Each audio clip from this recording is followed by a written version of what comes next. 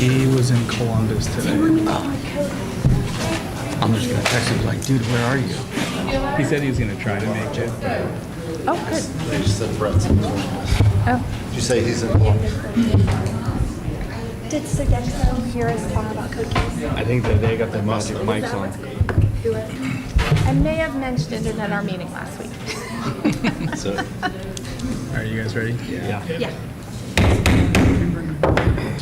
Good evening, everyone. Welcome to the Monday, September 22nd, 2025 regular meeting of the Monroe Local School District Board of Education. Mrs. Moore, please call the roll. Mr. Carpenter? Present. Mr. Fulham? Present. Mr. Grant? Here. Mrs. Hagedorn? Here. Mr. Leeds? Here. Would everyone please stand and join me in the saying of the Pledge of Allegiance? I pledge allegiance to the flag of the United States of America and to the republic for which it stands, one nation, under God, indivisible, with liberty and justice for all.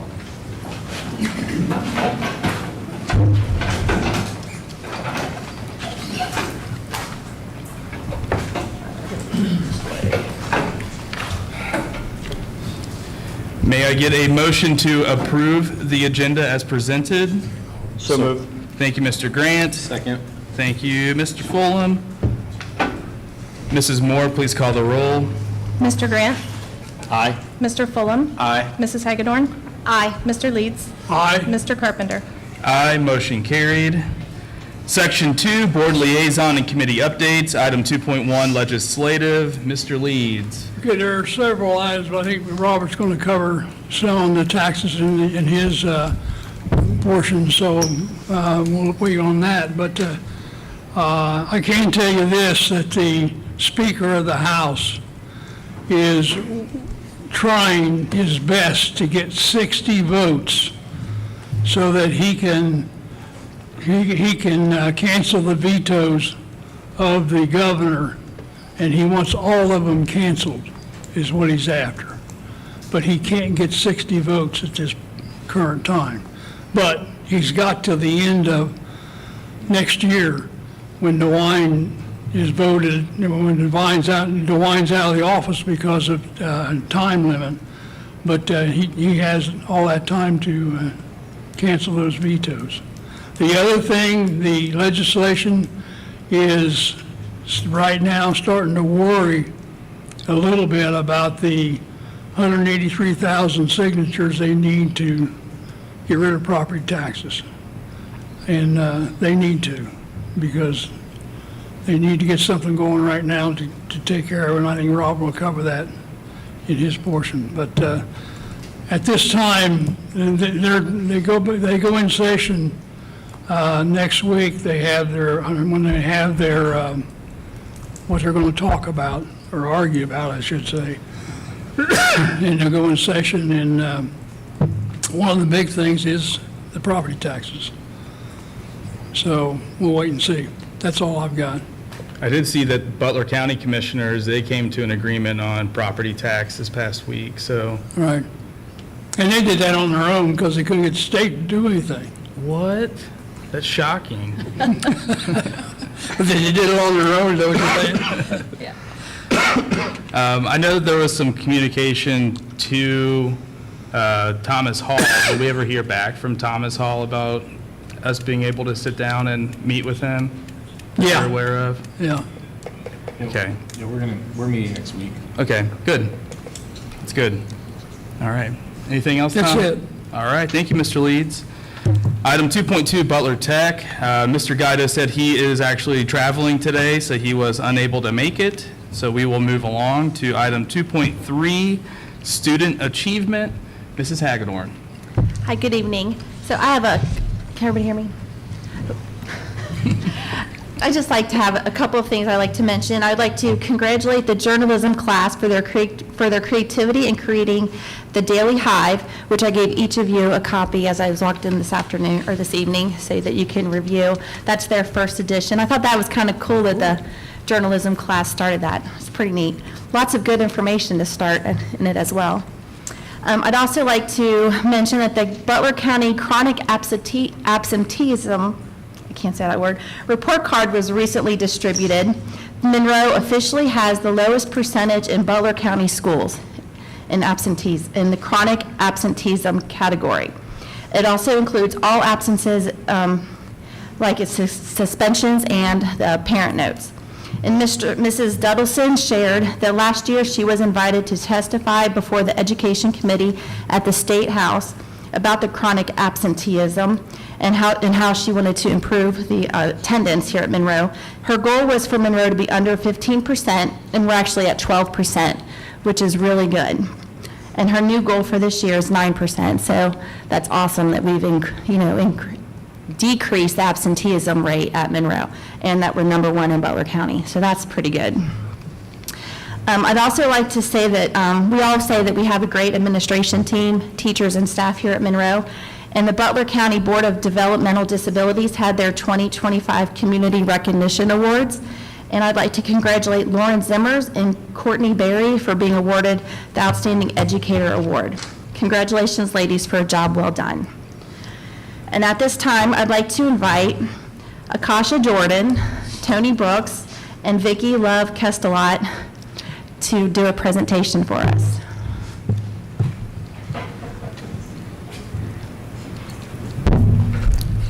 Hello, we are members of Student Council and we represent the junior class. I am Akasha Jordan, Vice President. I'm Tony Brooks, the secretary here. And I'm Victoria Love, the historian. Today we're presenting on what's going on this week and the past. Next week, we're talking about homecoming, football games, Suicide Prevention Week, parade, t-shirts, and Spirit Week. Go to the next slide. This week, we're doing Suicide Prevention Week to raise awareness and remind ourselves that mental health is just as important as physical health. We have each theme's going with like correlations about mental health. We have Camo Day, Blackout, Sock Out, and Tie-Dye and Gold Out. I won't go through each detail, but Camo Day is like camouflage your feelings, and Tie-Dye represents tie-dye togetherness, and it started this week and it ends this Friday. And it's made by a group called Hornets for Hope. The Spirit Week for homecoming, on Monday we have Hawaiian Day where students usually wear leis. Tuesday, Country versus Club. And then Wednesday we have Decades Day where freshmen are babies, sophomore college students, junior middle age, and senior citizens. Thursday we have Blue and Gold, and Friday are our class colors. This Friday, we're doing a Gold Out, and it's Minions theme. We're doing t-shirts, and we got a donation from Witherington Steel. We got 200 shirts donated to us. They also sponsored our last year basketball season and did our white shirts for Whiteout, and it's all Minions theme. And that's what we're doing for this Friday's football game.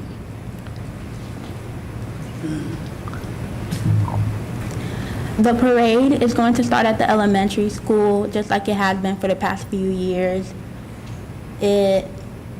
It's on October 2nd at 6 p.m. Disregard the date. That was from last year. But it's the same parade route.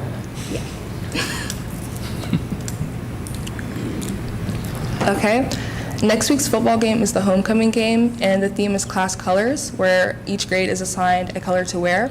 Freshmen have red, sophomores have orange, juniors have pink, and seniors have yellow. And from 6:15 to 6:30, the homecoming court nominees will be crowned, and this is all before kickoff at 7, and Monroe will be facing Eaton. Okay, homecoming, the theme we chose is Sunset in the City. We chose colors like red, orange, yellow, and pink, and the grades allowed to attend are 9th through 12th, and the price for the tickets are $25 each, all online, no cash. This will be happening in the high school gym from 7:30 to 10:30 p.m., and ticket sales are going on from now till October 4th at 12 p.m. Okay. Yes, thank you very much for sharing, ladies. Thank you so much for having us. Thank you. Appreciate it. And that is all for student achievement. Thank you, Mrs. Hagedorn. Moving on to Section 3, Communications, Item 3.1, Comments from the Public. Seeing none, We will move on to item 3.2, MLS One Plan presentation. Mr. Buskirk. We have Mrs. Stratton and Ms. Long. They're going to talk about the MLS One Plan. So every 3 years, we have to update the goals from the district based on our data. So we just did that this summer. So our goals really focus and align to the same things.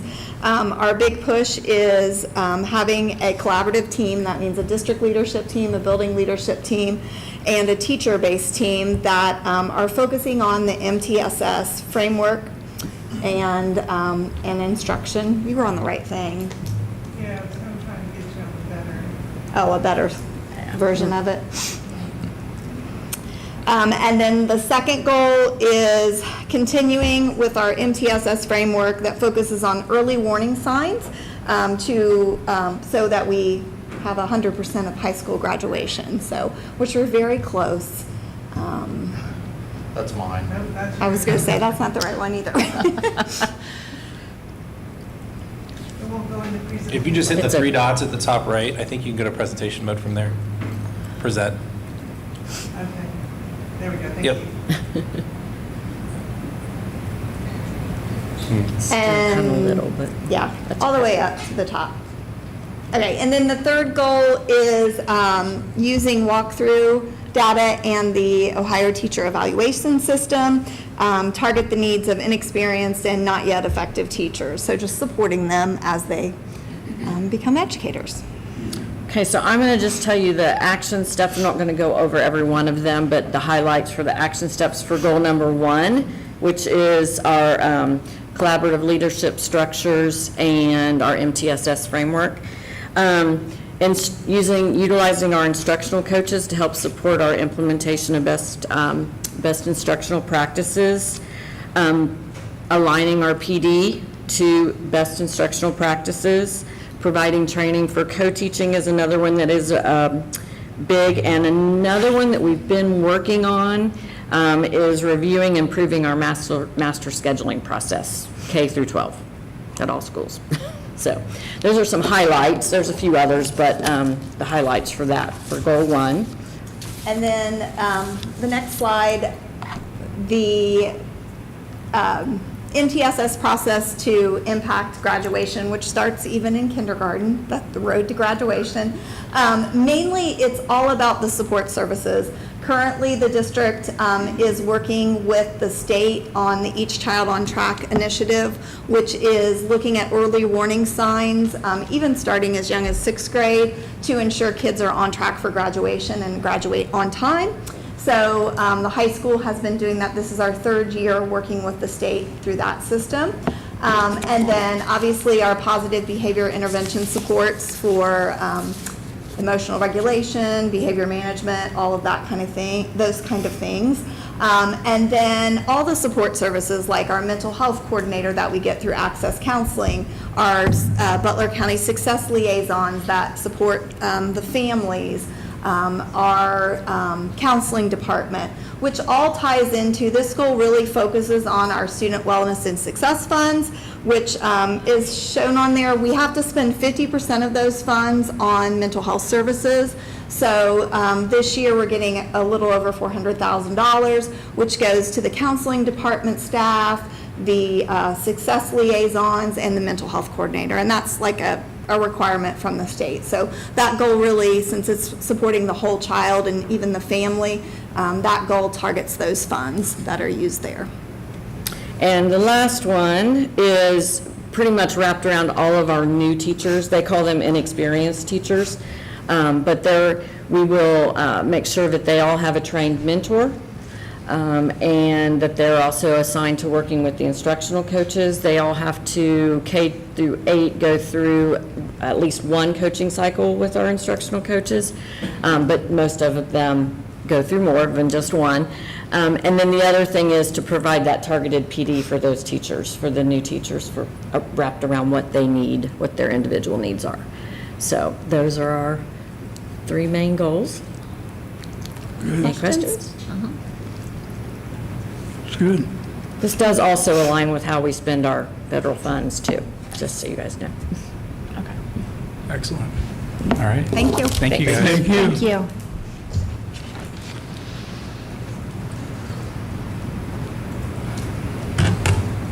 Moving on to item 3.3, superintendent update, Mr. Buskirk. Thank you, Mr. Carpenter. I'll try to be quick tonight. I know Mrs. Moore has a lot with the finance presentation. I just want to talk again about the gym infill. It is, again, it's on schedule, and it will definitely be completed for the second semester. Looks great. I know that Mr. Markham actually was posting a video where Mr. Stang and I went through and toured it and talked about the spaces, so that'll be on available for viewing for everybody here. I think he said it was dropping at 7 p.m. tonight, so check that out. Exciting. Again, we're very excited about that space as we continue to work towards that new high school. That will give us breathing room until then and give us room to grow once we move into the new high school. As far as the new high school, we continue in the design phase. Tomorrow, we're meeting with the music department and the architects to look at their space, answer some questions. Again, we are limited to the certain amount of square footage, so we have to take everything into account for all the different departments and work on what is going to be the best for all of our kids. So, it's been a really, I think it's been a very interesting and exciting process, and I know we talked about a lot more at the last board meeting. And speaking of that, the presentation we shared at the last board meeting with the timeline and the layout, we shared that at the community meeting. I went to the athletic boosters meeting. I'm going to the band booster meeting, choir booster meeting, Mount Pleasant, again, to share that information, trying to get that out as much as possible. We'll have it available to view online, and I'm trying to line up a date with city council. I contacted the city manager to do that at a city council meeting as well. So again, the community did a great job supporting us with the bond issue, so I want to make sure that they have all that information moving forward. Mr. Leeds talked a little bit about the property tax reform in the county and what they're trying to do at the state. Again, it's definitely a big topic, and I appreciate the upcoming meeting with Representative Hall, that he's going to be able to sit down with us. What I just want them to understand is that we agree that property tax reform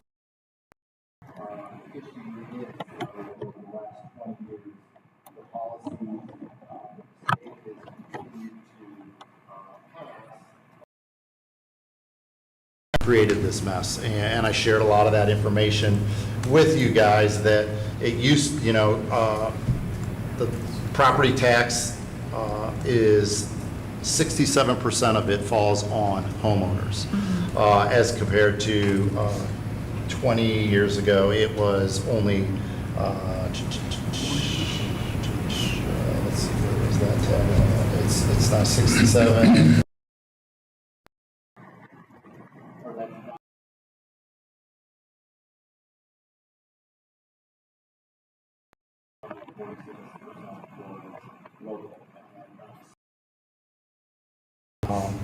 And it's a lot more reliant on the local taxpayers.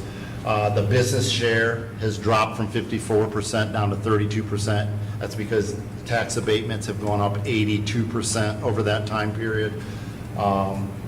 So we are towards the top in property taxes, and nobody agrees that property taxes in Ohio are too high. But we're 45th in the nation in state funding. So they're not picking up, their portion of it. I understand that it's too much of a burden on the local taxpayers, but they say there's not enough money at the state, and then they turn around and give $600 million to the Cleveland Browns. I mean, I have issues with that.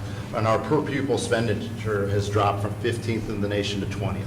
So it's not like we're continuing to raise taxes and keep spending more and more and more and more. Proportionally, we're actually going in the opposite direction. It's just that the local tax burden has fallen more and more on the local taxpayer. And so that's something that we are definitely want to talk to Thomas Hall. We're not opposed to tax reform at the local level, but how are you going to make the public schools whole without completely gutting them and removing all their services? So And then I'll finish on a very happy note. Cindy, if you could put that up there for me. Yep.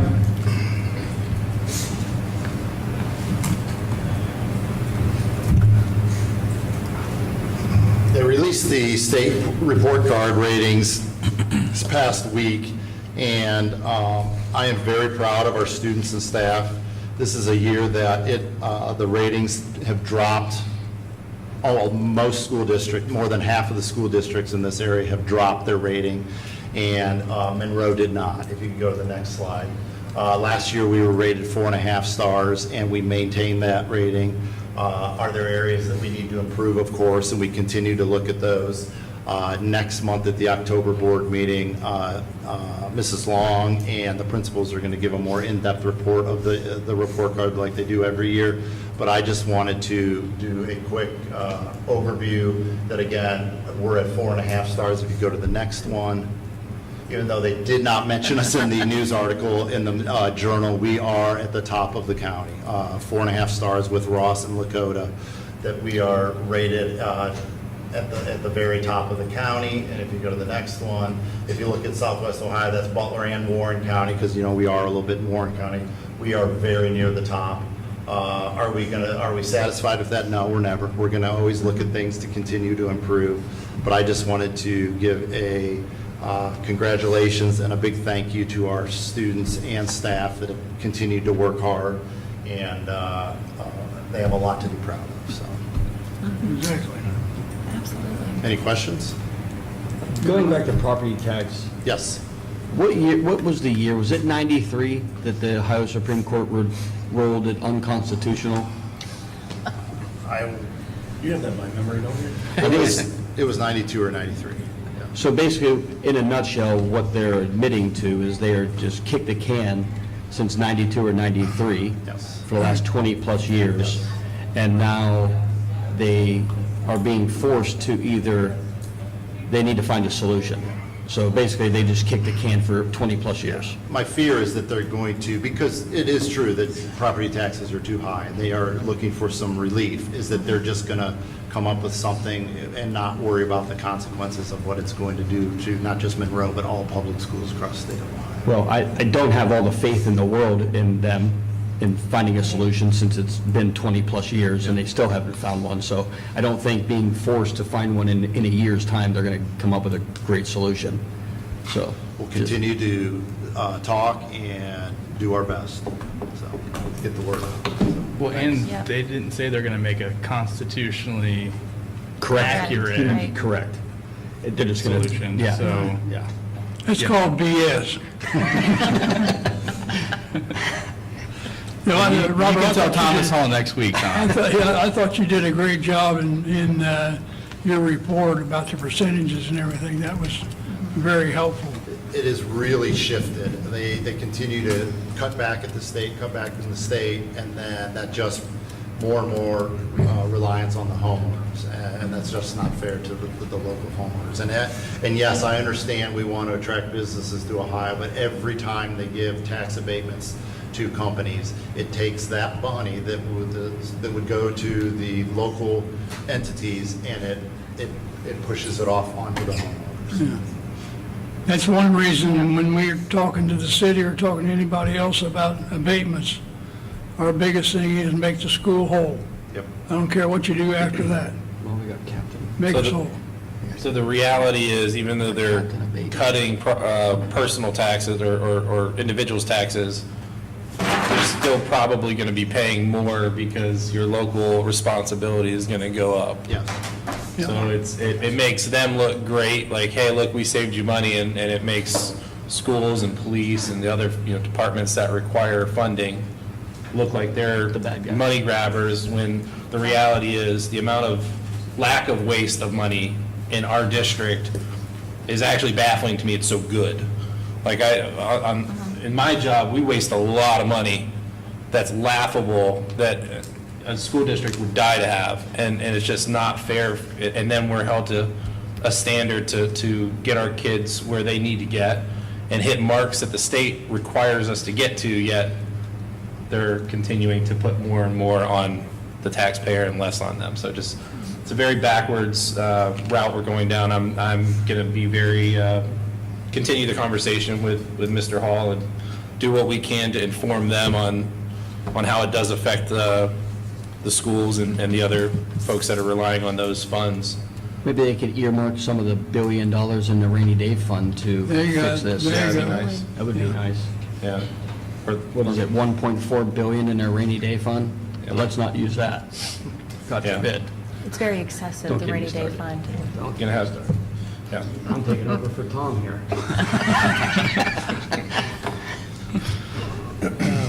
Thank you, Mr. Buskirk. Along to Section 4, Treasurer Consent Agenda, Item 4.1, Approval of the Minutes. Oh, wait, this is the consent agenda. Sorry about that. I'm getting a little ahead of myself. I recommend approval of the treasurer consent agenda as presented. So moved. Second. Oh, wow. Thanks, guys. Thank you, Mrs. Hagedorn, for the motion, Mr. Grant for the second. Thank you. We have our minutes in here from the last meeting. Treasurer's financial report, it's a little skimpy this time.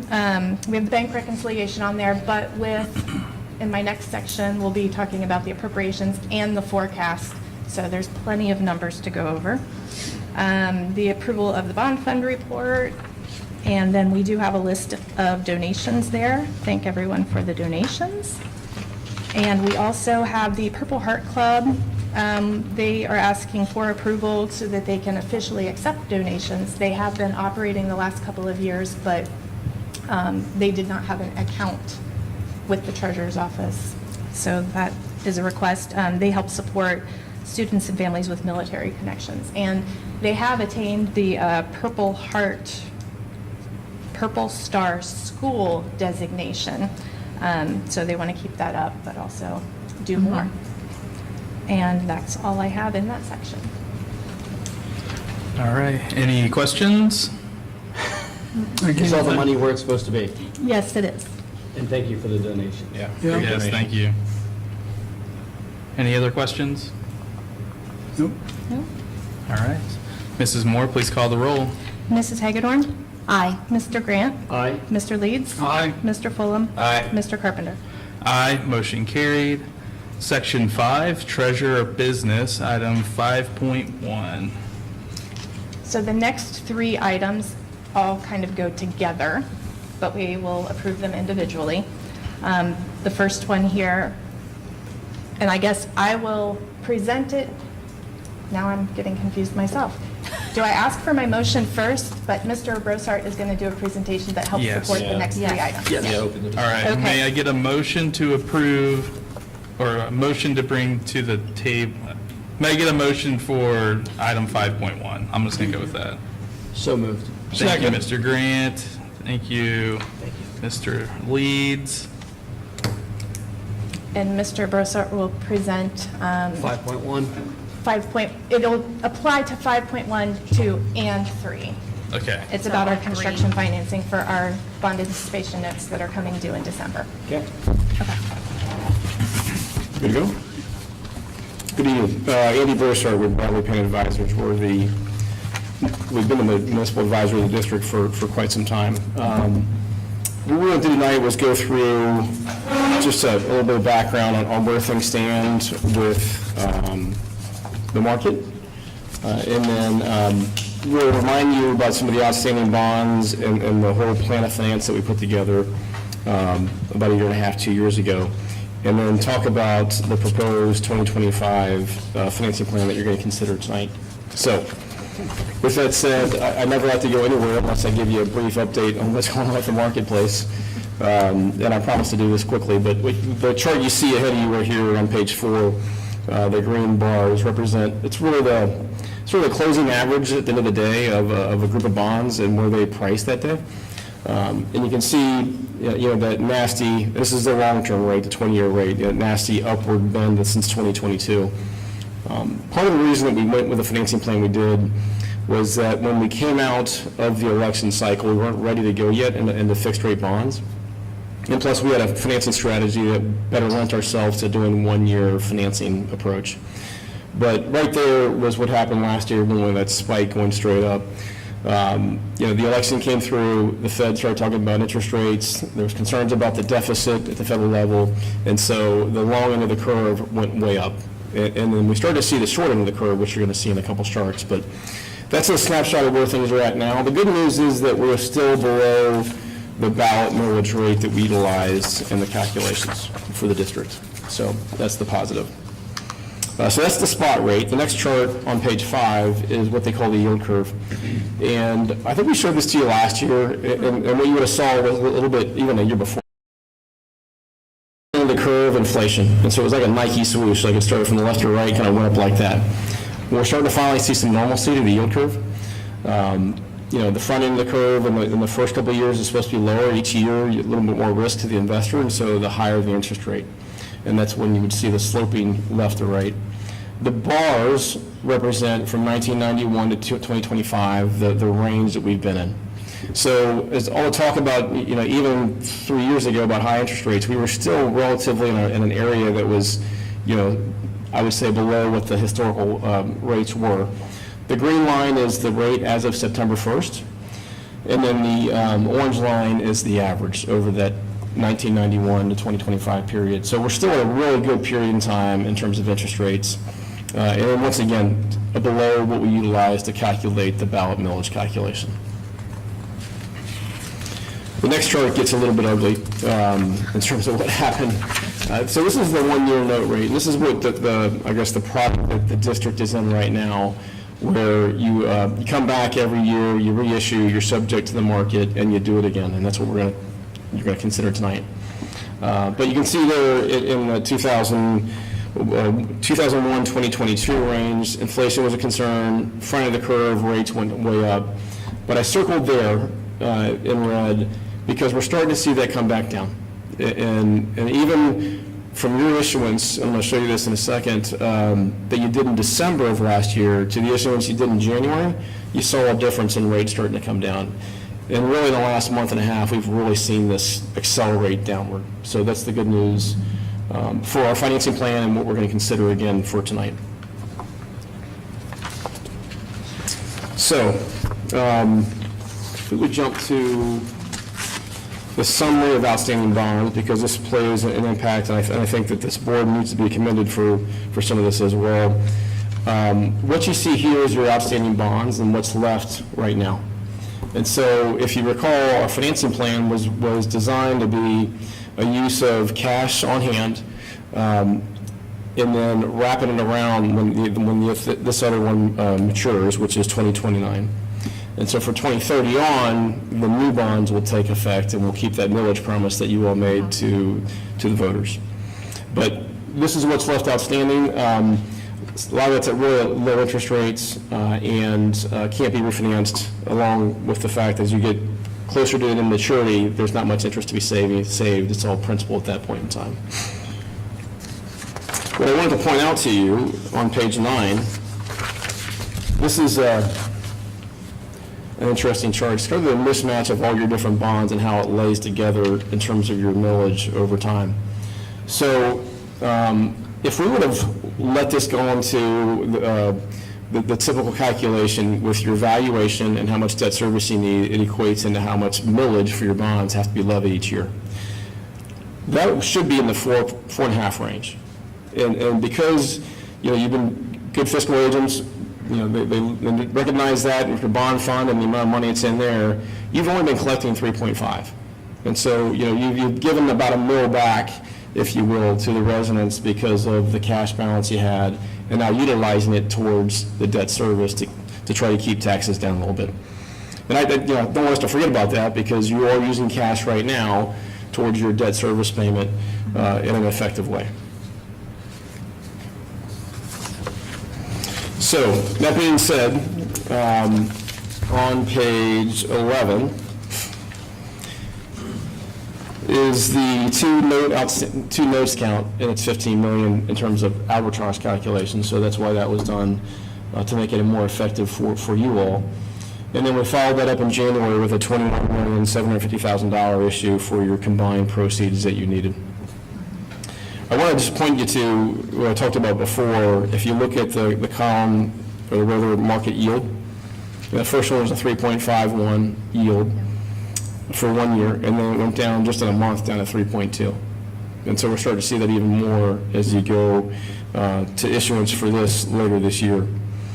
The interest that's due on both of those is $594,000 on the 2024 issue, and then $714,000. And again, that's the district is not collecting taxes for that. You're paying out of pocket to make that payment so you can make this whole structure work. The last page really is just the chart, you've seen this before. This is I think it's the purple, I'm really bad with colors, but the purple looks like blue. Blue on this looks purple up there.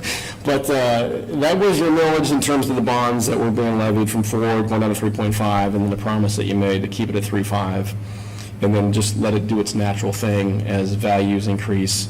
You see, some of the abatements come off out there in the industrial park. That'll just, in its natural way, bring that millage down over time. But the green is the new bond issue that will be in place, once we're through this period of time that you're using some cash and other things to offset the millage. So I didn't want to take a whole lot of your time tonight, but I did want to give you an update. Things are going really well. And should you approve the note ordinances tonight, that those will move forward, and you'll be late November in the issuance. And those new notes will take out the notes that were issued last year when they mature in December. And then as we go through next year, like we did this year, we'll look maybe in September, midsummer, and see what's going on with the marketplace. And most likely go to bonds, but we'll have to see what's going on in the market too. But right now it's working towards your favor because they're looking at more rate cuts in not only just this year, but the discussion of next year as well. Any questions? Any questions? No? Very good. We appreciate you working with us on all this, Andy. Thank you. Yeah. You and Amy and everybody's done a tremendous job in keeping us above water, so 5.1. All right, Mrs. Moore, please call the roll. Mrs. Hagedorn? It was Mr. Grant and Mr. Leeds. Sorry, I'm looking at the wrong. It is Mr. Grant. Aye. Mr. Leeds. aye. Mrs. Hagedorn. Aye. Mr. Fulham. Aye. Mr. Carpenter. Aye, motion carried. Item 5.2. I recommend approval of the resolution authorizing the issuance of bond anticipation notes not to exceed $21,750,000. May I get a motion? So moved. Thank you, Mr. Leeds. Second. Thank you, Mr. Fulham. Leeds. Second. Thank you, Mr. Fulham. Any questions? And this is the second resolution to authorize the renewal of the 21,750 note. The first one was for the 15 million. Okay. All right, Mrs. Moore, please call the roll. Mr. Leeds? Aye. Mr. Fulham? Aye. Mr. Grant? Aye. Mrs. Hagedorn? Aye. Mr. Carpenter? Aye, motion carried. Item 5.3. I recommend the approval of the resolution accepting issuance of bond anticipation notes not to exceed $36,750,000. This is combining the two separate note renewals that were just voted on.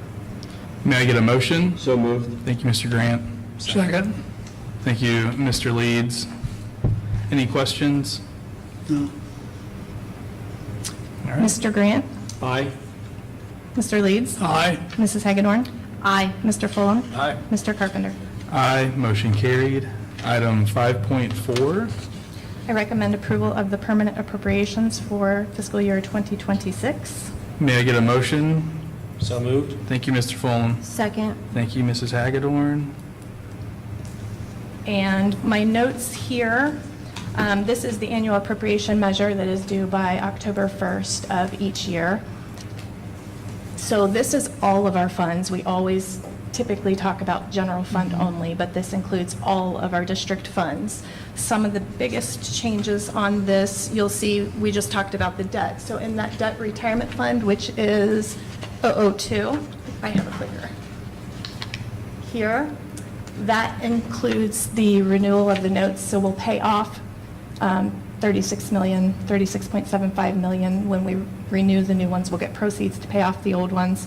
Then we'll also have our interest payments of about 1.3 that was mentioned by Mr. Brossart. So that big number there is just the accounting of renewing those notes, as well as our typical debt payments that we have on the other pieces of debt. That was added in this permanent appropriation because the temporaries were kind of just to get us started for the year. The other big change in here is I did some cleanup in these funds, the 004 and the 010. Those two funds are related to the high school project. And those are going to change as we move through that project. That's kind of some seed money right now. It's been kind of a slow start. We're just now starting to see invoices come through for some of the architects and a little bit for MCS. But that'll pick up, so I will have to increase those. I just don't have a good timeline just yet. And outside of that, this capital projects fund, that was actually already there, but that's a reminder, we're going to pull our modular money out of there when we move our modular. And we also, this includes all of the allocations on the grants for fiscal '26 and closeouts of the fiscal '25 grants. And I just wanted to make a note. Our grant allocations this year are just over $1 million. That is down from last year, but it's better than what it was looking like when we did this back in June. Because a lot of the grants, they couldn't promise us any money, and they said, oh, well, you might get 50%. Most of those were funded. There is still a question about Title I, I believe. But other than that, right now we have over $1 million allocated for our grants. Last year we had over 1.1 million allocated. But I do want to point out that we're working on our closeouts right now, our final expenditure reports. And last year for the FY25 grants, the carryover, and I don't know how we did this, but it is $9,999.99. What? Across, I got a penny. it's kind of insane. One, to be able to have such a small carryover is fantastic. But when I saw that number, it's across 6 different grants, and I don't know that I could have planned that. So it was just kind of a nerdy number thing for us numbers people. It's like, whoa, that's an awesome number. So Okay, anyway. Dave, give that penny back. Yeah, right? But I'm very excited that that's the lowest I think it's been in years here. So we're spending all of our grant funds, Good. we're making very good use of them. Good. Outside of that, that is all I have on the permanent appropriations. I got a scary question. And when the grant's approved like that, it cannot be canceled, right? So I'm not really sure, and these last few months have been really stressful because things seem to change very quickly, and it's amazing because I don't think I've seen this before. So the federal government, I thought these allocations were set, but then we got an email, I think last week, that said, oh, hold on a minute, Title I might not be set. So, and I'm just not familiar enough with federal law to know how they can just be like, oh, wait a minute, we were just kidding. So I don't really know what that means because it's a very new, it was an email. I haven't even had time to dig into it. So for now, we're going to assume that everything is fine. And then if we have to adjust, we will. So, but at the beginning of the year, we thought we might only get 50% of even most of our grants. So we were looking at bigger losses. Yeah. So we'll be fine. Okay. We'll get there. I'm really glad to hear that because I know this was a past concern over the years of making sure that we're getting all of that grant money and then spending all of that grant money and not letting it go to waste. So it's nice to hear that we are, that's not a talking point anymore, because I know it was early on in my first term, or first part of the term. Agreed. All right, any other questions? No. All right, Mrs. Moore, please call the roll. Mr. Fulham? Aye. Mrs. Hagedorn? Aye. Mr. Grant? Aye. Mr. Leeds? Aye. Mr. Carpenter? Aye, motion carried. Item 5.5, I recommend approval of the district financial forecast. may I get a motion So moved. Thank you, Mr. Grant. Thank you, Mr. Leeds. Sorry for cutting you off, Mrs. Moore. That's okay, for FY '26. Okay, so for this one, I will go to the podium just because it's easier. I think I'm craning my neck.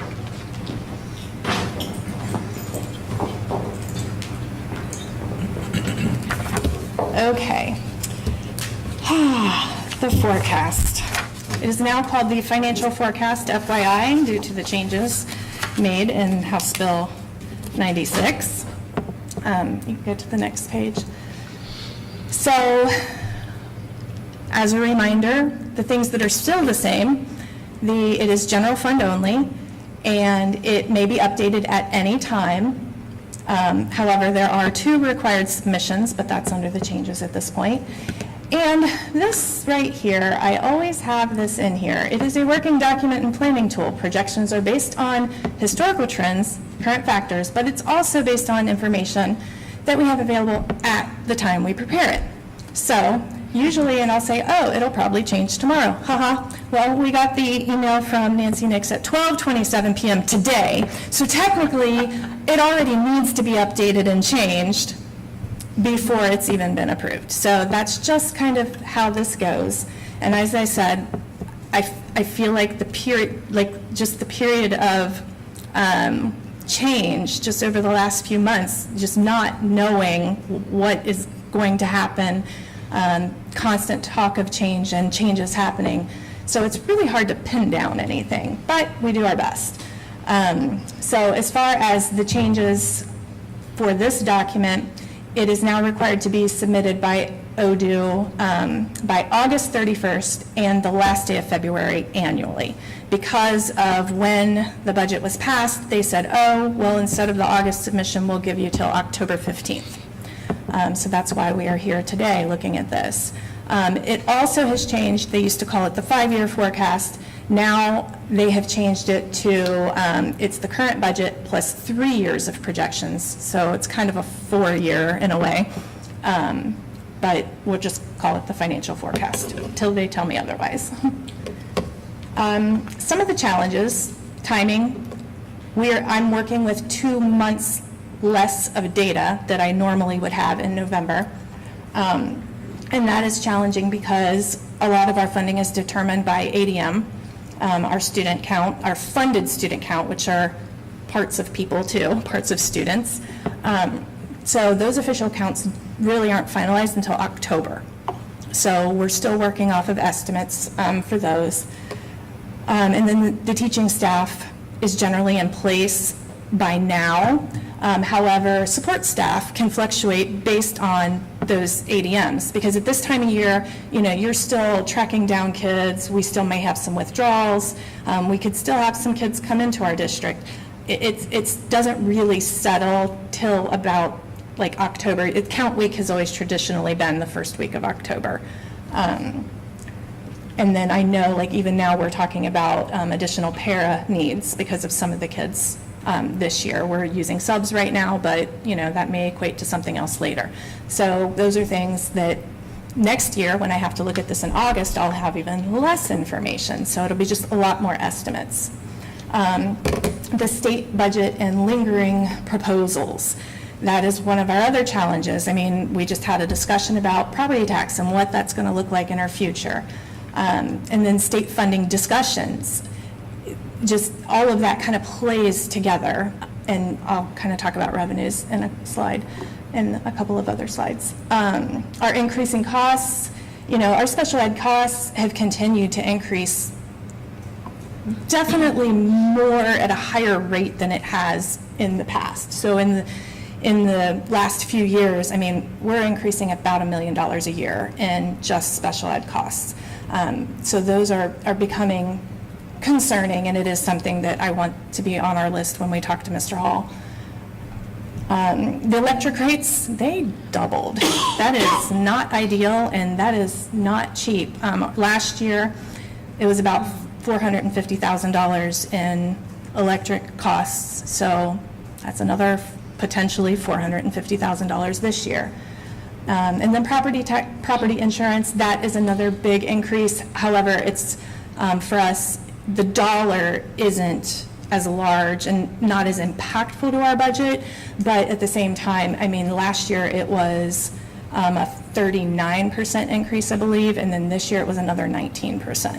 So that's another challenge that we deal with in forecasting. So the forecast at a glance, it's a little bit hard to see. So last year, FY29 was the last year on the forecast. And last year, I remember saying, we're going to hit a deficit spend in FY29, and I really wished that I had 2030 on there last year because I knew it was going to carry, it wasn't going to correct itself. Well, now we have FY30 on here, and yep, it just grows. So we've had some really good years with revenue, and I'll talk about that in a minute. We also do a really good job of not spending those extra revenues, and then we get penalized for that since we have them in our fund balance. So that was fun. And the reality is, we kind of liked having that money there to weather future potential deficit spends, and we had to make some adjustments in June. So you'll see our fund balances here used to be in the $43 million range, and right now they're sitting in the $26 million projected for 26. That money's not gone, it's just reallocated to other funds for future needs, though. I mean, so this is going to save our general fund in the long run because we moved some money into a termination benefits. So now when we have retirements, even if we have a whole bunch, it's not going to hit our general fund, you know, all at once in a single year. We'll pay that out of that special retirement fund, and then we can make a decision annually how much to add back to that termination benefits fund. So if it's a hard year for the general fund, we can say, you know what, we had a bunch of retirements, it, you know, dropped our termination benefits fund balance down some, but we're having a tough time, so we're not going to replenish that this year. It gives us a little bit of flexibility in our annual budget to determine how much we can afford to fund future retirements. But it is nice to have that in a place so that it doesn't hit our general fund when we're not expecting it. Speaking of which, last year was a pretty big year for us for retirements, one of the biggest we've had. And then we also planned for the Capital Projects Fund, and we also, so Mr. Brossart was talking about us filling the gap until 2029 for the debt issuance. So sorry. We moved $5.7 million of that support. We went ahead and moved it into the debt fund. So when I have to pay the $1.3+ million in December to pay off those notes, that 5.7, that's what that was for. It was for multiple years of that to get us to 2029. Okay, so basically for 26, we're looking good. We're planning a surplus for this year. We have a projected surplus for next year.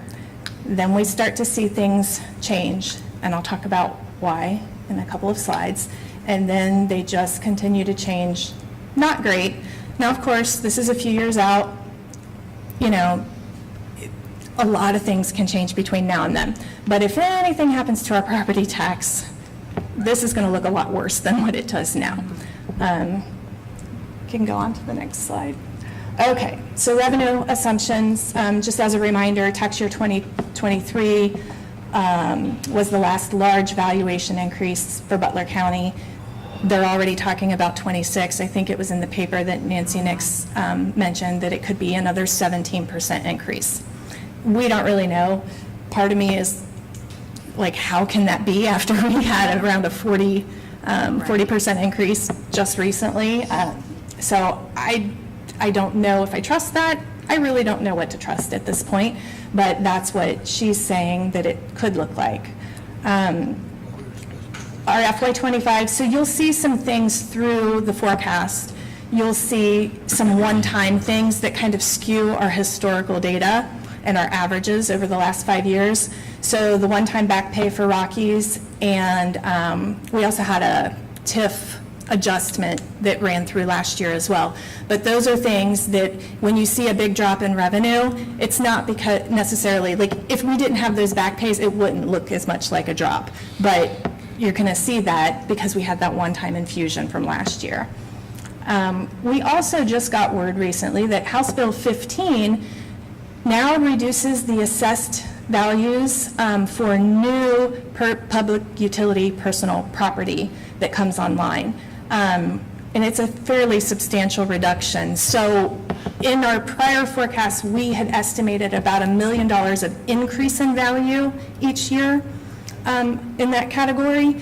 But starting in 2027, we've reduced that to $330,000 in increased value. So that is also playing into some of our future revenue reductions. And then, of course, property tax reform. We have a lot of discussions pending. We don't know what's going to happen with the overrides. We hope that they don't happen, but, you know, it's out there. Even still, property tax reform is a huge discussion. There could be new bills. You know, there's a lot that's unknown at this point.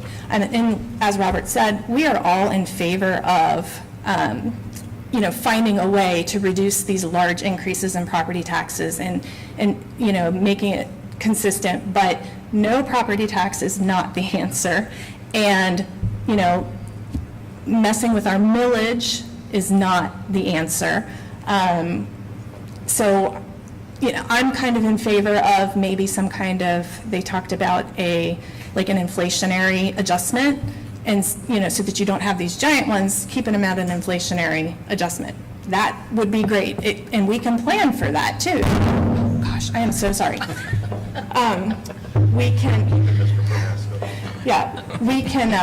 We can plan for those things because we'll have, you know, estimates of what CPI is and all of that.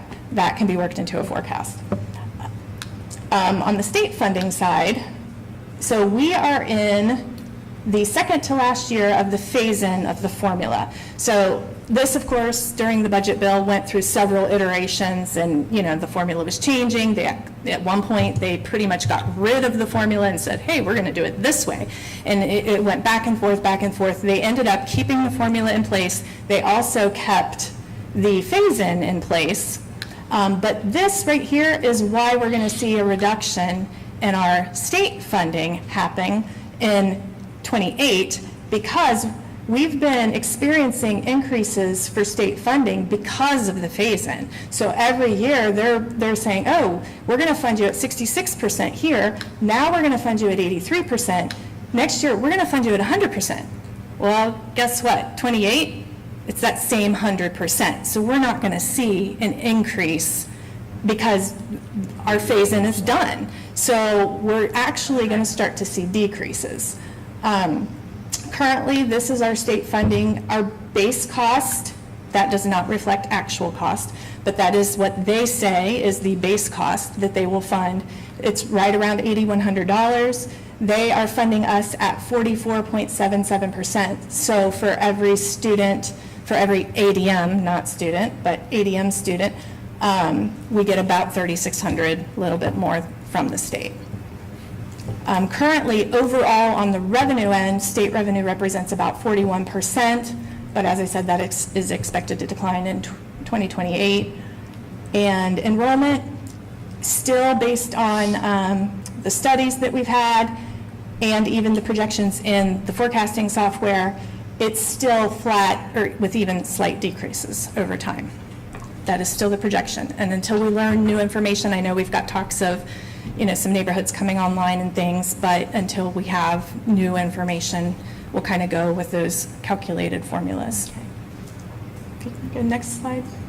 So this is just a breakdown of our revenues. So you can see that the state funding is at about 41%, local is about 38%, and then everything else, 21%. And those are the numbers. This public utility, that $3 million, that's the one that will go down over time as those new entities come online and they're assessed at lower values.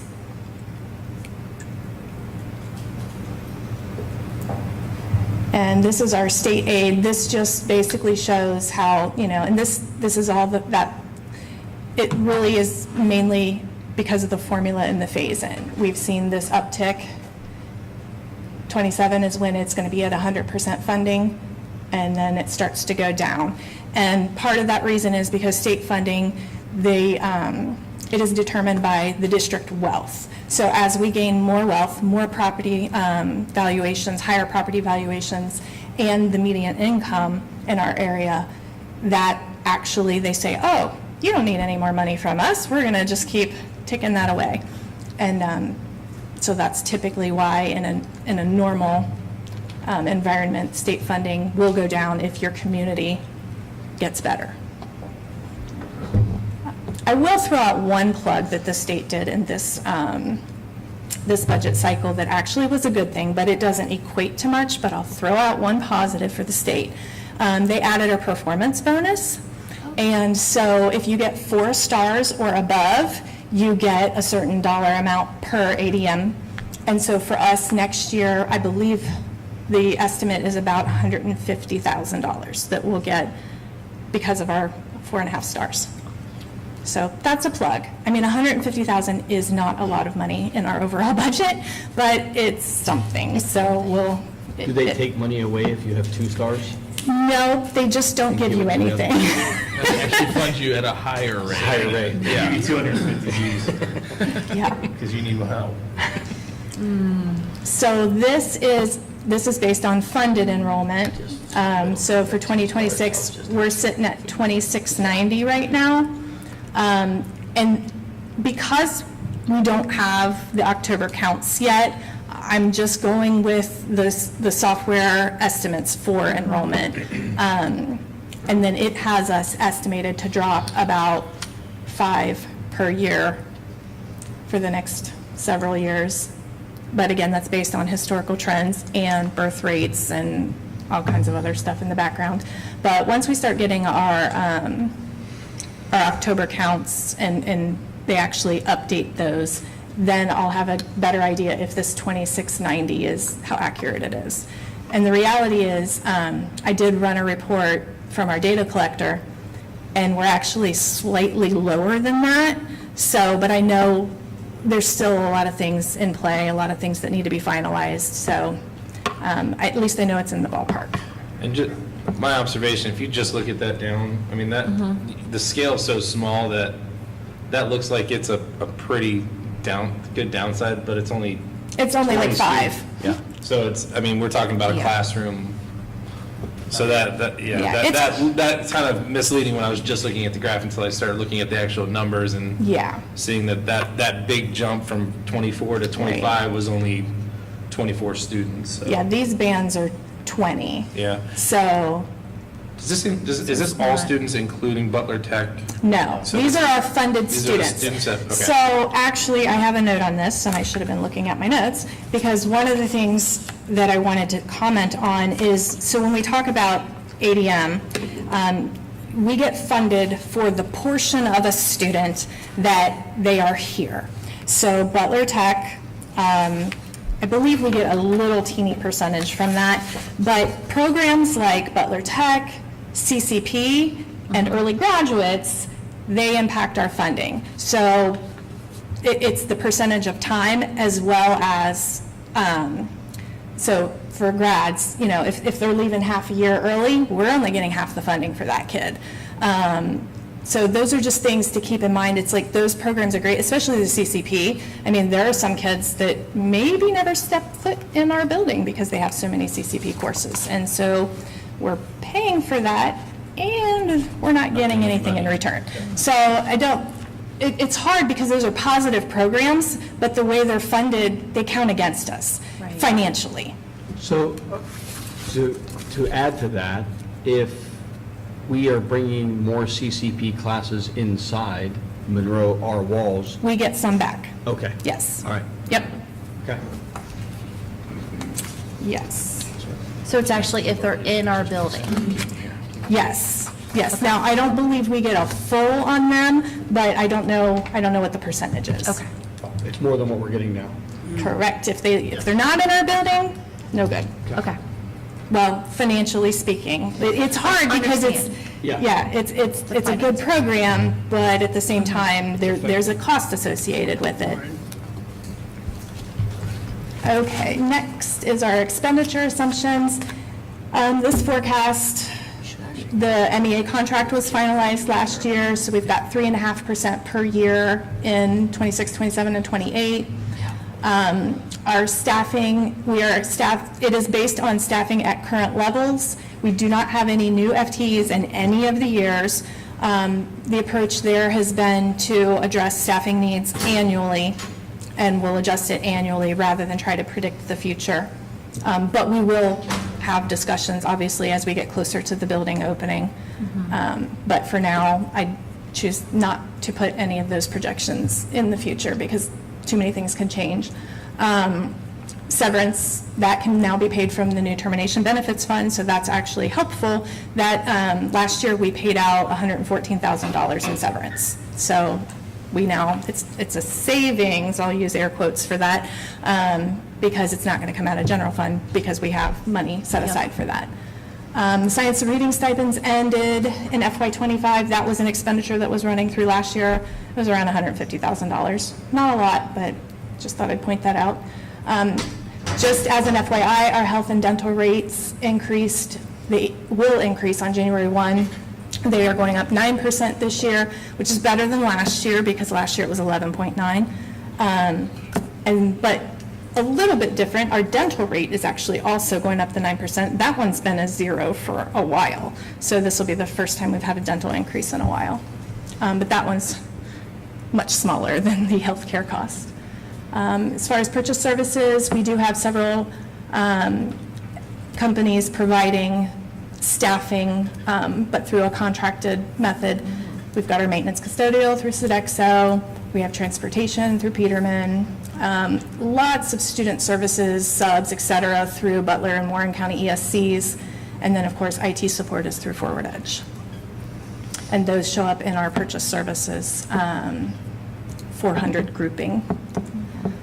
And then just to mention that the general fund debt, there was only one piece of debt running through there, that House Bill 264 energy conservation loan.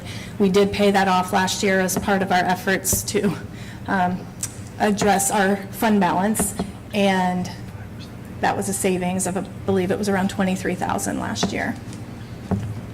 So then this is what our expenditures look like. Personnel and costs, and this is for next year. Personnel and costs, 69%. I think I just presented last month that our costs from last year, they were 72%, but our purchase services piece of the pie went up this year, so it kind of skewed that a little bit. But pretty much, people, that's our largest cost, which makes sense because we are a service entity, so we're teaching kids. So that's just the categories. Go on to the next one. This is a basic overview of the entire forecast. As you can see, this 2025 actual over here. So yellow is revenues, blue is expenditures. We actually had a surplus last year, but this includes our $23.2 million in transfers. So it looks worse than what it is. But otherwise, the blue should actually be like right here. And then we are doing well, revenues versus expenditures, until 28. We have that little tiny deficit, and then 29 and 30 is where our deficit tends to grow.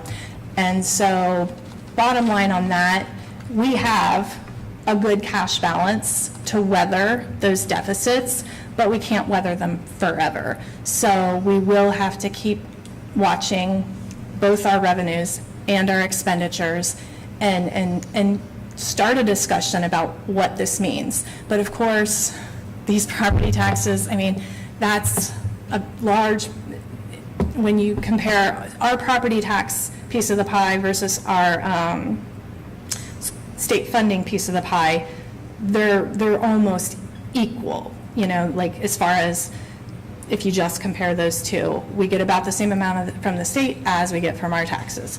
And anything they do with property taxes, it's just going to hurt. And we can weather that for the next few years, but when we get to 2029, it's going to hurt a lot more.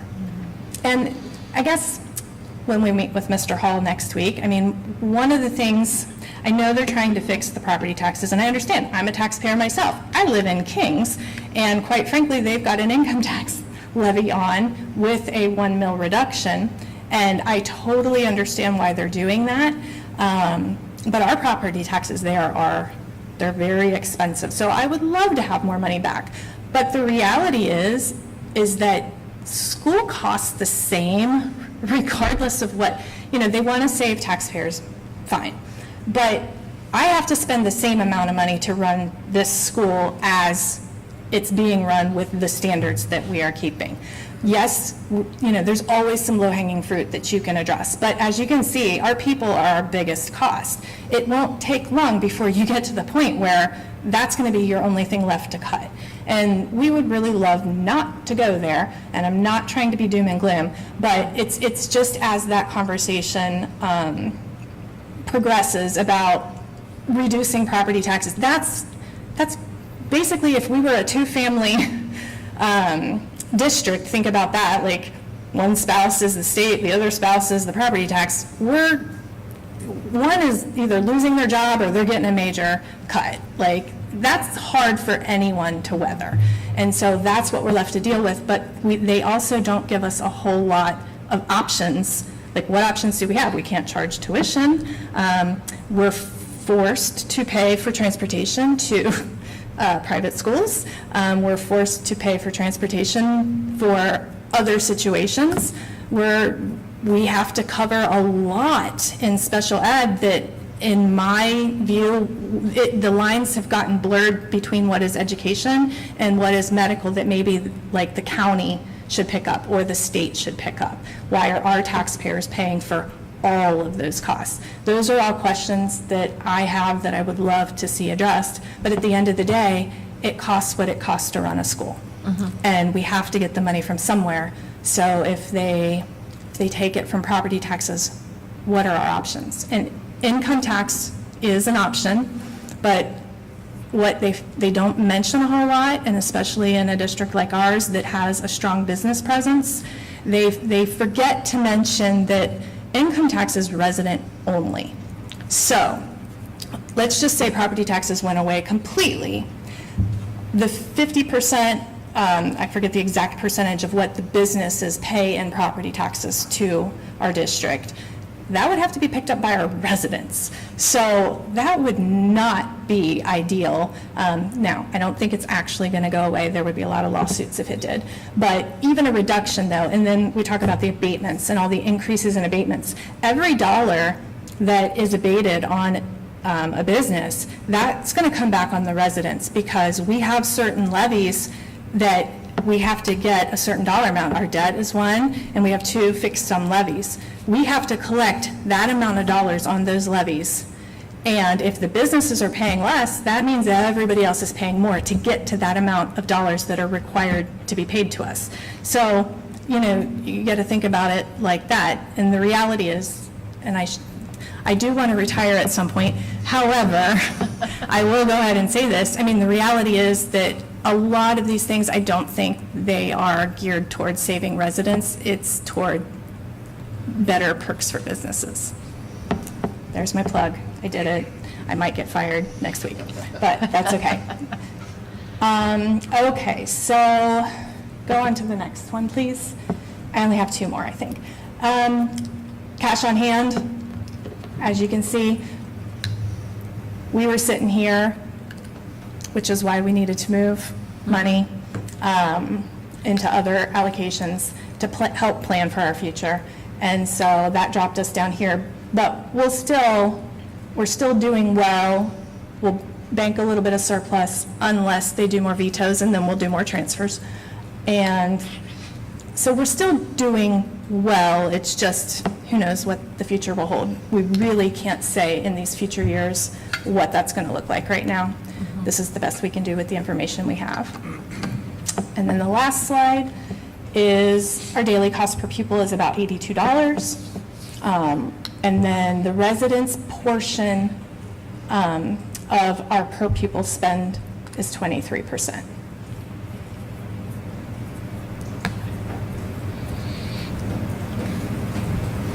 That is all I have. Amy, I got a couple of questions. Okay. The Duke money that, the increase in the cost of electricity and stuff that we're looking at, Yes. us being a school district, are we allowed to have a different carrier? So we do, and we just passed, our electric rates are through AEP. That just started August 1, I believe. And then gas rates are on this agenda for this evening. The gas rates actually, I think, are a reduction. A little bit. A slight reduction, but gas doesn't cost us near as much as electric does.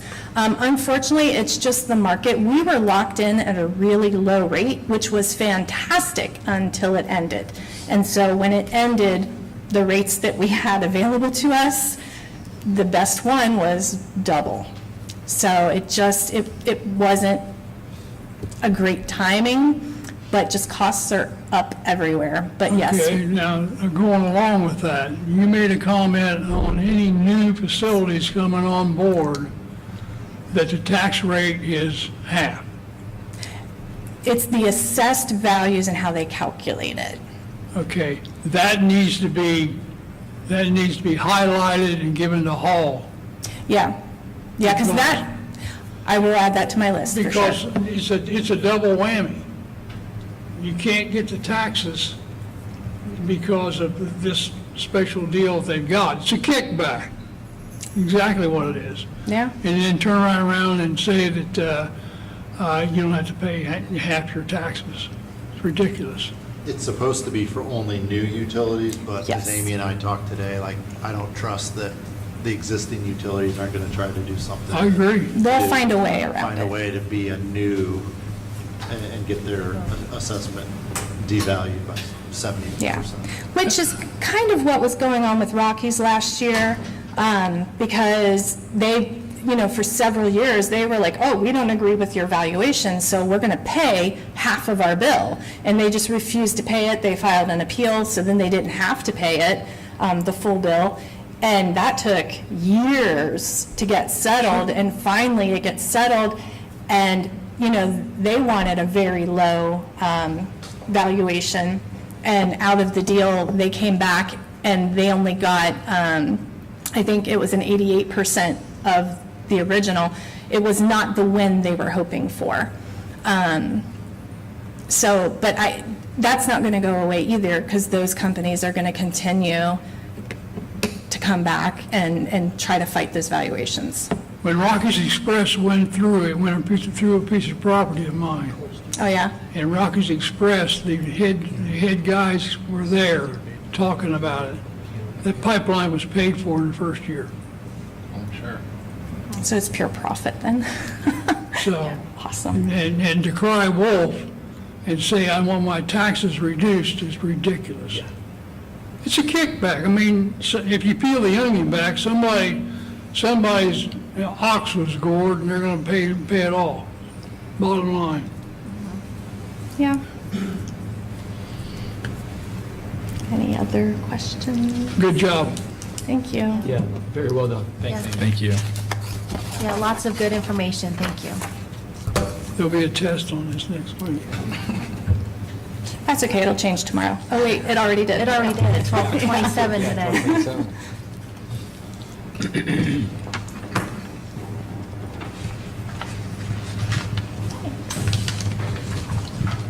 All right, Mrs. Moore, please call the roll.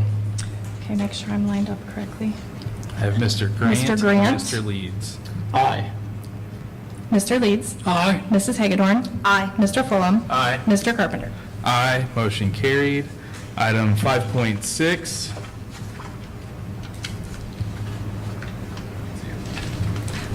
Me again. I recommend approval of the letter of engagement with the Auditor of State of Ohio for the fiscal year 25 audit at an estimated cost of $23,646. May I get a motion? So moved. Thank you, Mr. Fulham. Second. Thank you, Mrs. Hagedorn. My only comment here is that this is the first time the state's back at the Monroe Local Schools. We were out with Julian and Grube, I believe, for 5 years.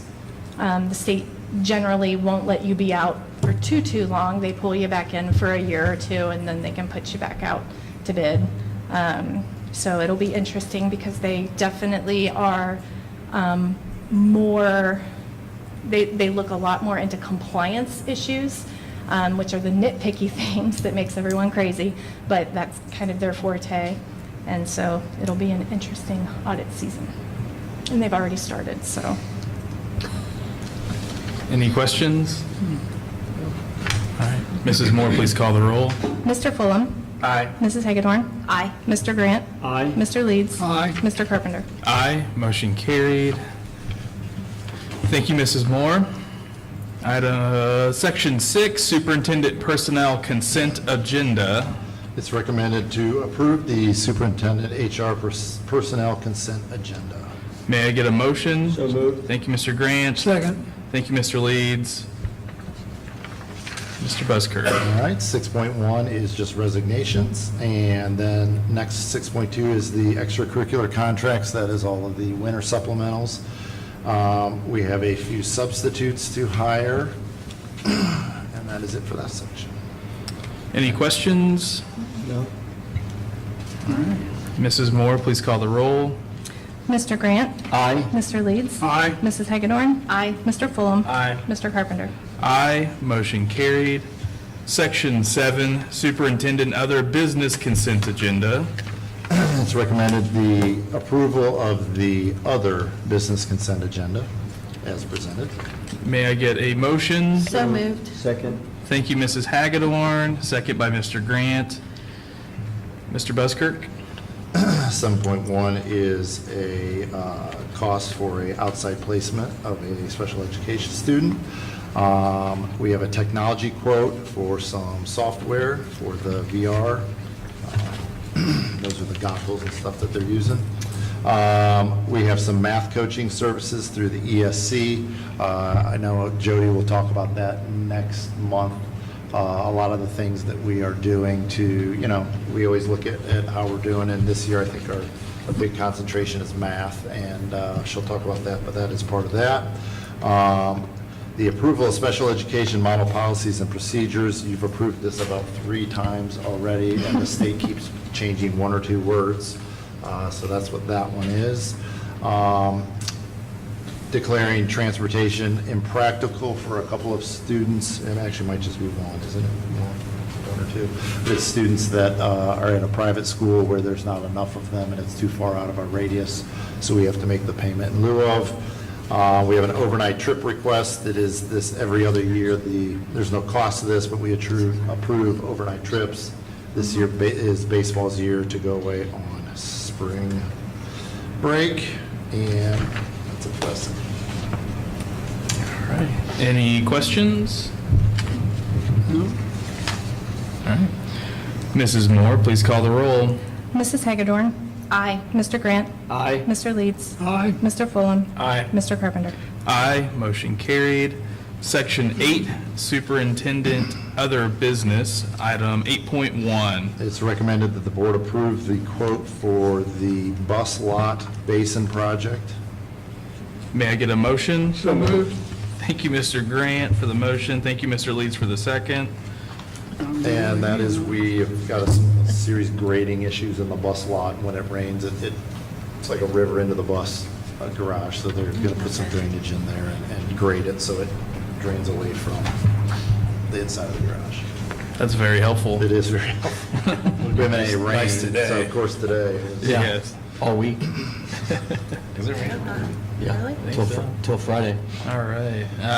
Mrs. Moore, or any other questions? All right, Mrs. Moore, please call the roll. Mr. Grant?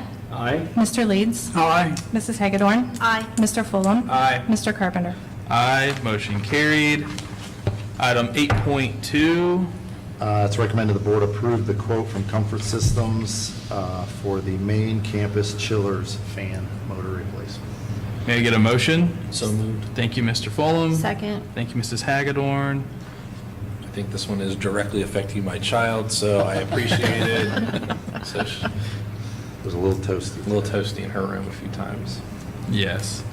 So is this addressing all of the fans that were out? That's adjusting the fans, but there's also on the one chiller, there's a board that is out that it's a 2-week turnaround. So it should be in sometime, I think, this week. By winter. Yeah, just in time for the cool weather. Yeah. That's all right. Cool. Any other questions? All right. Mrs. Moore, please call the roll. Mr. Fulham? Aye. Mrs. Hagedorn? Aye. Mr. Grant? Aye. Mr. Leeds? Aye. Mr. Carpenter?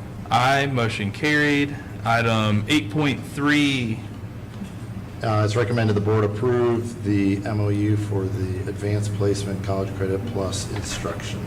may I get a motion? So moved. Second. Thank you, Mrs. Hagedorn, for the motion, Mr. Grant for the second.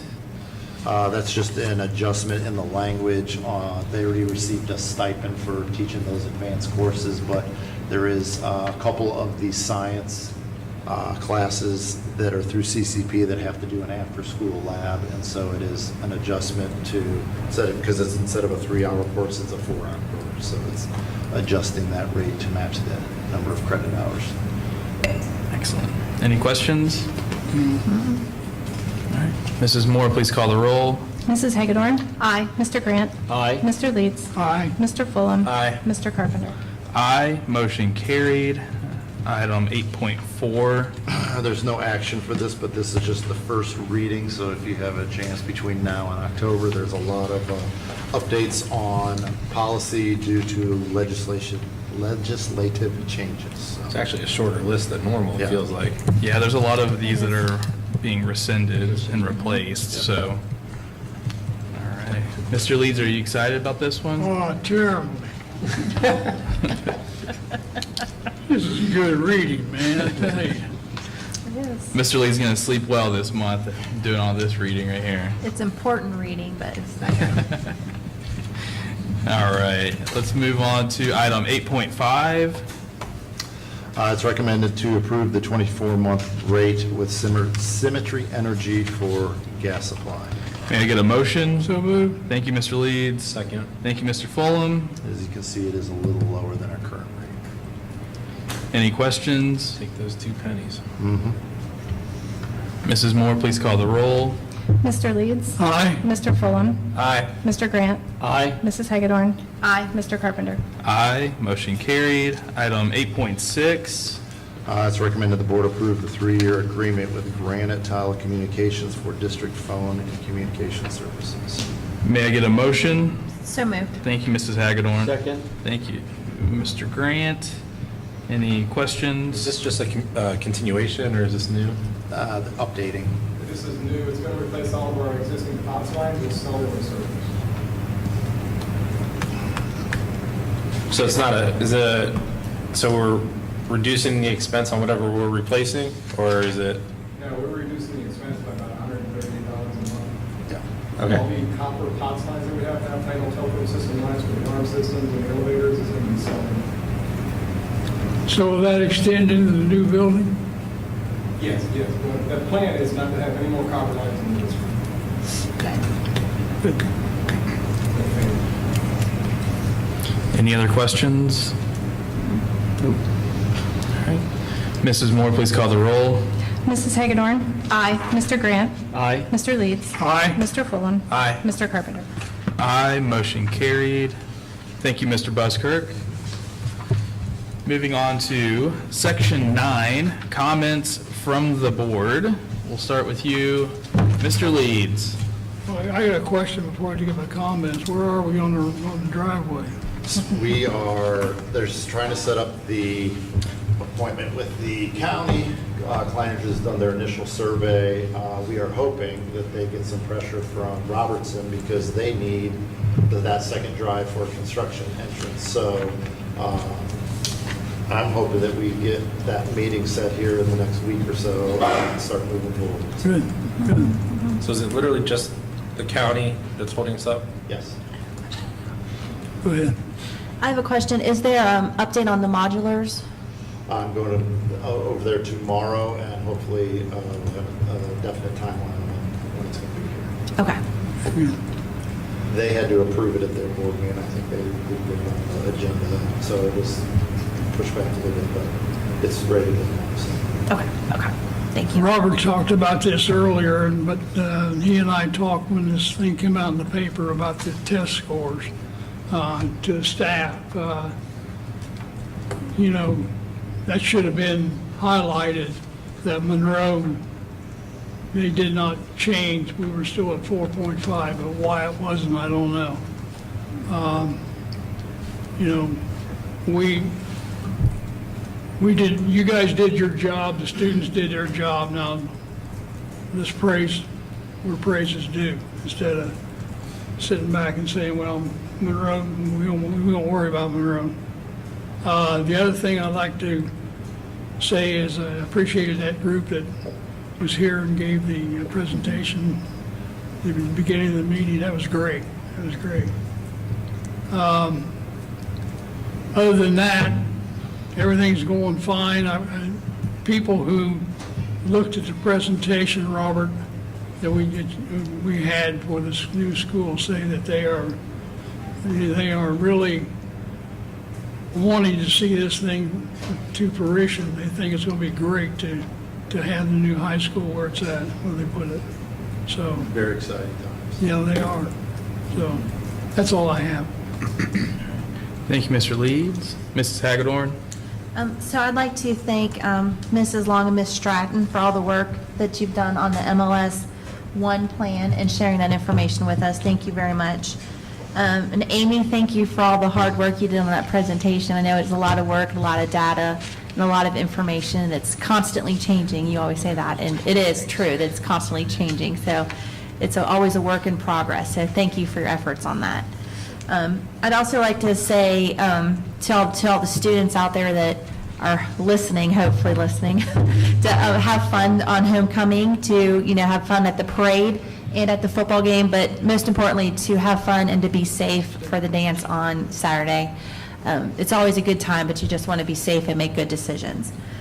And I also like to say congratulations to Monroe for being in having the best chronic, or the least chronic absenteeism in Butler County. So that's a great accomplishment for us as a district to have that goal. So that's very impressive. So I'd like to just congratulate everybody for all the efforts put into that.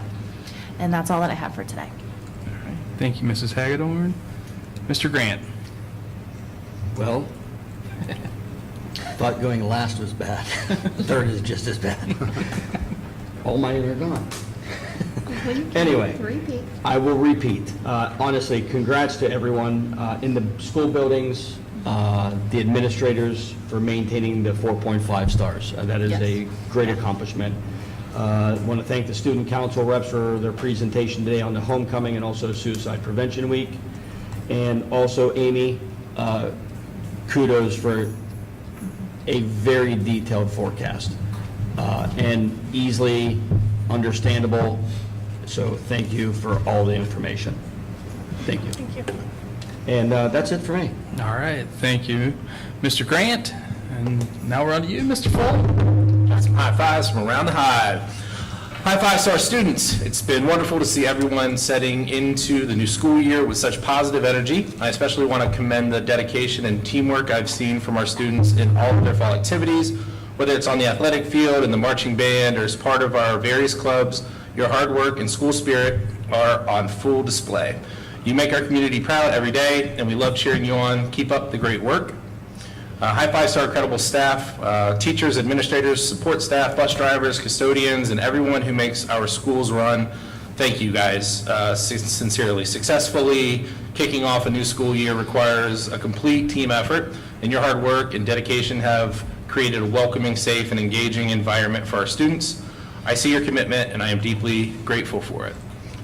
High fives to our entire Monroe school community, to our parents, for our partnership in your children's education, to our volunteers and PTO members who are already hard at work supporting our schools, and everyone who has come to cheer on our students at athletic events and other activities. Your support is the backbone of our district, and that strong community spirit is what makes Monroe such a special place. And finally, I want to congratulate the members of the 2025 Homecoming Court And with the dance around the corner, I would like to remind our students to be safe as they enjoy the festivities next week. All right, thank you, Mr. Fulham. Not a whole lot more to add to that one, but congratulations to the staff, to students for the great report card. I do want to say, I did look at the report card, and it said that our graduation rate was like 98%, but we all know that we actually have a 100% graduation rate. So, well done, Mr. Prohaska, Mr. Kramer. It's just the state trying to jab us a little bit. Those jokers. No, they're just trying to play games. But with that, I will take a motion for adjournment at 7:36 PM. So moved. Thank you, Mr. Grant. Second. Thank you, Mr. Fulham. Mrs. Moore, please call the roll. Mr. Grant? Aye. Mr. Fulham? Aye. Mrs. Hagedorn? Aye. Mr. Leeds? Aye. Mr. Carpenter? Aye.